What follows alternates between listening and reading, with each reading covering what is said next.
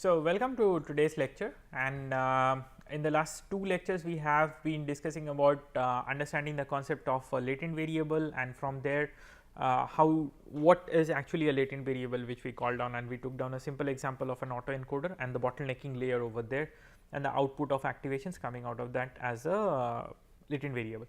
And subsequently we went into understanding what is the principle of generative modeling or the principle of sample generation over there, and a bit of the math and how can we go on with generating. So, one example which I took was the mechanism of training an adversarial autoencoder, in which the thing was a twinned in process, and the twinning process over there was pretty simple as we had explained out.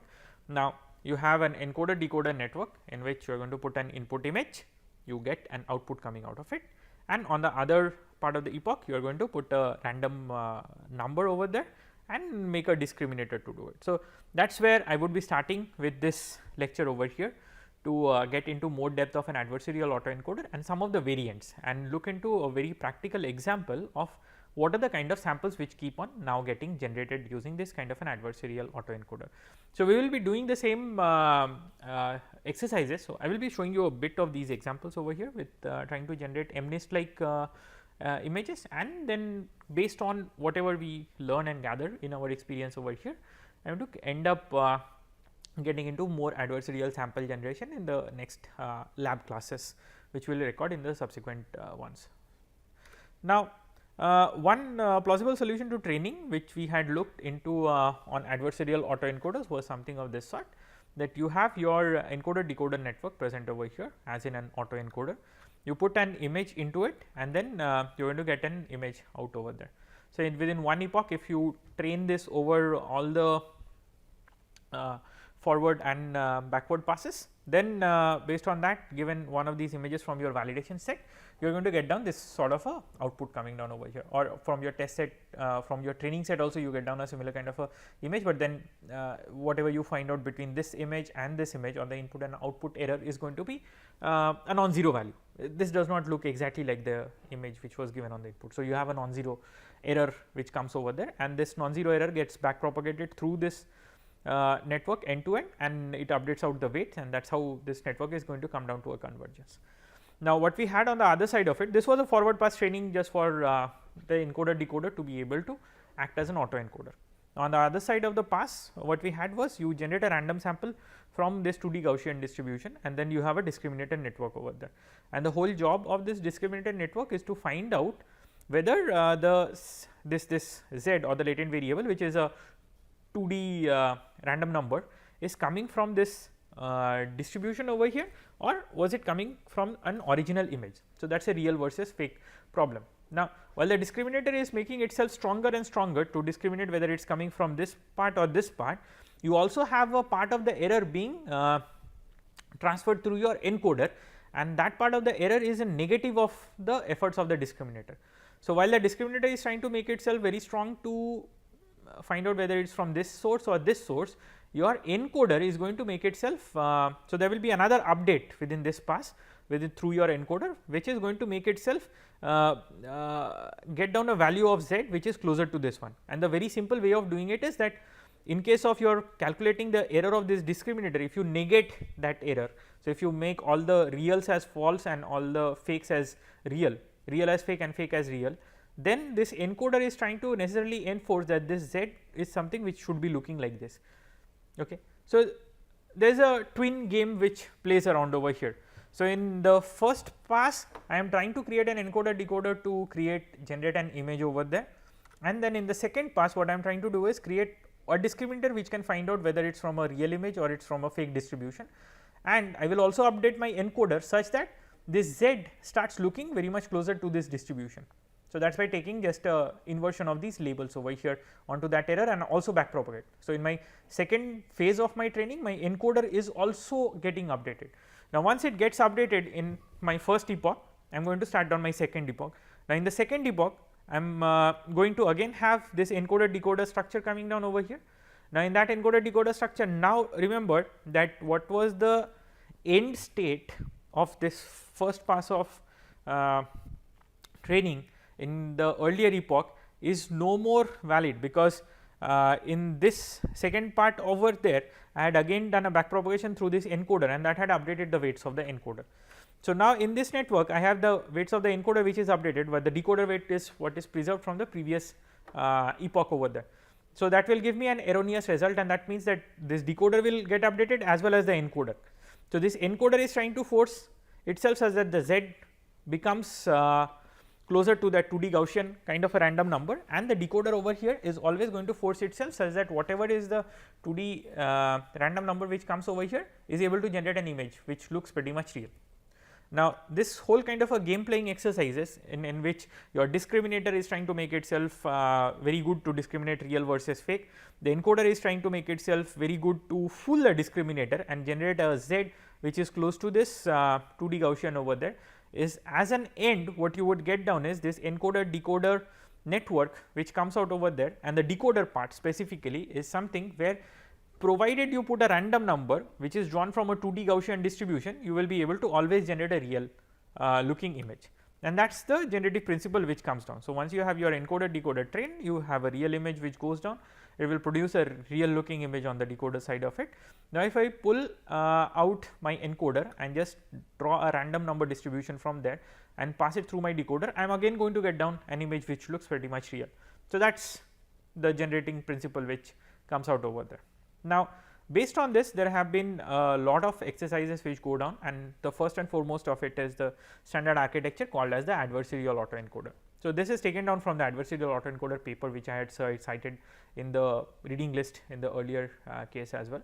So, the network over here is your input which comes over here is something which looks like this, also called as an X. Now, this two layers form my encoder part of the network. This Z is my latent variable, and this part is my decoder part of the network. Now, how I train is quite straightforward. So, once I train this encoder decoder such that I get this output, then I also train my discriminator over here. So, this is my discriminator network which comes here. Now, that is supposed to find out whether the sample is coming from a random drawn distribution or from here. Now, in essence, while my Z is trying to follow down some distribution called as QZ, but I am going to force this via adversarial learning that this QZ now starts mimicking PZ over there, and that is when given any random number taken down from PZ, because QZ is going to be equal to or almost same as PZ. So, if I draw a random number from PZ, I am going to get down an image coming over here. So, this is a plain straightforward mechanism of doing an adversarial autoencoder. Now, what we tried on the experiments was that we took MNIST digit recognition point over there, and using this data set we were trying to, so you just create an autoencoder and the adversarial part over there, and now look into this Z. So, this Z for me is basically a 2D latent representation, and now what we saw over there was that each of these colored clusters which you see, now these clusters belong to, so each color basically belongs to one class of a number. So, 0 to 9 you have 10 classes, so you see 10 distinct colors coming down over here. Now, the Z part over there does not in any way have this information on the class level or anything, they were just digits, handwritten digits present over there, but then this cloud over here is something which looks quite similar to a Gaussian distribution. Okay. Now, some part of it is what belongs to each and every number, and that is how it is done now. Now, if you look into this other side of it, which is also called as the manifold for your adversarial autoencoder, what happens is that if I am going to sample out from this region, so I have two numbers which varies from say somewhere around minus 15, so minus 20 to plus 20, the other also minus 20 to plus 20. If I start down some random sampling from these locations from here till here, so I will at some intervals, fixed intervals I am going to do. So, if I do a fixed interval of 2, so my first location over here comes down as minus 20, then the next location over here comes down as say minus 18, minus 20, then like this it keeps on going. So, now for each of these random number, if I feed forward that whole thing through my network, so I am going to get down an image being created, and this is just that matrix representation of the images. So, in the next lecture where we are going to record down and show you exactly how this can be implemented on the code side of it. So, you will be seeing these kind of a matrix of random numbers being generated. It might not necessarily be exactly looking like this, because it depends heavily on where the random number, where the initialization state of the neural network was, and based on that you will get down what this appearance model keeps on changing like. Okay. Now, there is another version of it which is called as an adversarial autoencoder with regularization. So, what this does is another interesting aspect that you now start also including another variable which is called as the class variable over there. So, what I exactly want to do over here is that for each different class I want to have a different kind of a say random number being generated over there, okay, or something from a different distribution. So, this Pz which I am drawing over here is not necessarily from a uniform Gaussian distribution, but then this Pz is from either one of them. So, whenever I am drawing from one particular cluster, I am also going to put down this extra information as to what is that cluster number, and each cluster is going to be one class itself over there. So, what this will help me in doing, if we go back to our earlier example where you wanted to have a model for generating cats, dogs and everything separately. Now, I should be getting an option of specifying like whether I want to generate a cat or I want to generate a dog. So, that the random numbers also get started pulling down from that distribution over there. So, this is just extra information. So, what happens is you have a random number being drawn and also this class label information which gets passed on to this discriminator. Now, nonetheless, on your autoencoder part where you have your encoder and decoder, you do not need to pass this class information in any way, that does not play any significant role over there. Now, having trained this whole network in this mechanism, what you can see is that if I try sampling out these random numbers following a Swiss roll distribution pattern, then you see that there are different classes of numbers which come down, and then if you unfurl it out, you would see these different numbers being generated. Now, interestingly, what you can see is that you can actually choose what is my number to be generated, and then it will be taking out a random value from that location to generate a number. So, that is the interesting part over there, that now you have a control over the class of the model which you would like to generate, or the class of the image which you would like to generate, which as such was not possible with the plain vanilla version of this adversarial autoencoder. So, this comes in much more handy over there. Okay. Now, there is also something which is called as a supervised adversarial autoencoder. So, in case of a supervised adversarial autoencoder, where the difference goes is that this class label information is not given down to this discriminator, but that is something which is passed on to my decoder part over here. Okay. So, it may be my class level information, or it may be another information from a possible generation model. So, it is something like I want to have say sketches of dogs generated and not real like images of dogs. So, I will be training these networks in an adversarial mechanism where whenever I am putting down real images of dogs, I have one of these one hot vector set. When I am putting in a sketch images of dogs in order to simulate it, I put down the second hot vector live over there. So, this way I can actually choose, I still pick up a random value, but I choose what is my kind of a behavioral pattern over there, or maybe the context in which, whether it is a sketch of a dog or it is a real photograph image of a dog to be taken down. Now, using that kind of an example, what we could see is that you can do a cross domain generation of it. So, here the example in this paper which they had taken was you could take these handwritten digits from say 0 to 9, and then you have these street view numbers taken down over there. Now, mark a point that these handwritten digits are actual handwritten digits on MNIST, but then these numbers on street view house numbers is something which is generated. So, given one of these handwritten digits over there, you would find out a Z representation coming over here, which is called as a style, and then you choose one of these hot representations. So, saying that okay, I want to generate a street view house number based on this latent Z representation, or I want to generate say a handwritten number or maybe a printed character, any of these. Now, based on that I will be able to generate it out. So, even if you do not have this house number present over there, now the advantage is that you can give the latent representation for that, and corresponding to that there will be something on the street view house number equivalent which is getting generated. So, this is cross domain generation. So, some other examples are like you give down sketch of images and you can generate paintings out of it. You give down sketches and you can generate frontal face camera images or portrait images out over there. So, this has immense applications actually in order to find it out. Now, one of these examples is from one of our prior work. So, this is a work which we just have finished off and then have it out for publication this year. So, the whole idea was we wanted to generate some of these kind of images which are ultrasound, and this is called as intravascular ultrasound images.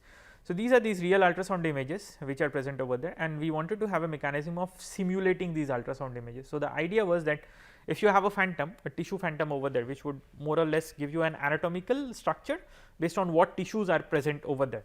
Now, based on this anatomy, can I be able to generate this one? So, that would mean that if I have a hand drawn sketch of certain anatomies given, then can I generate an ultrasound image, what will be corresponding to that.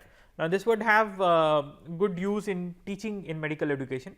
You can also have a lot of these synthetic images generated for really say strengthening your data set over there and all of these purposes. So, this is what we had solved over here using a two stage generator. So, in which one of these stages was where you had to map out, the objective was just to look into the average intensities and try to map it up, and the second stage was where we had to model out the point spread function of the PSF over there and then find out. So, the cost functions and everything were appropriately laid out. So, this has now been published out in one of these conferences, and you can have a look through the paper which is there on archive. Now, if you look through how realistic it has been able to do, the whole concept is still basically rooted on what we had done in the earlier cases, and here this is a very typical example. So, if you look on the image on your left, then this is an image which is basically a simulated version. The image on the right is a real version, and now the anatomical map and everything was pretty much similar, and then it's really hard to find it out because there are these bright spots over here as well as over here, which are certain anatomical markers. These dark spots over here are also residuals of shadowing due to a plaque formation within this artery, and they pretty much mimic each other to the closest form over there. So, that's really an interesting problem over here. Like, while this one is generated, this one is real, it becomes really hard typically to do, and over a experiment run for called as visual Turing test, in which you provide this pair of images to experts who have been using these images and ask them identify which one is real. So, it is always a pair, and one is real and one is fake always, and your task is just to identify which one is real over there. So, this works out pretty good because the results over there are just 50% accurate, which meant that half of the time the fake image was always marked by this expert as a real image over there.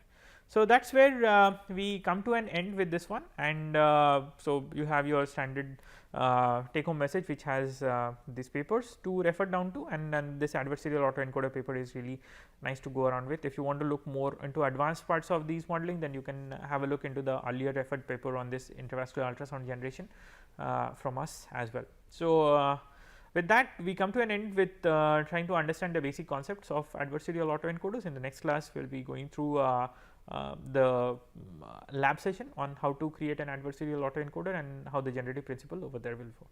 So, with that we come to an end to this lecture, and stay tuned for the next ones to come up.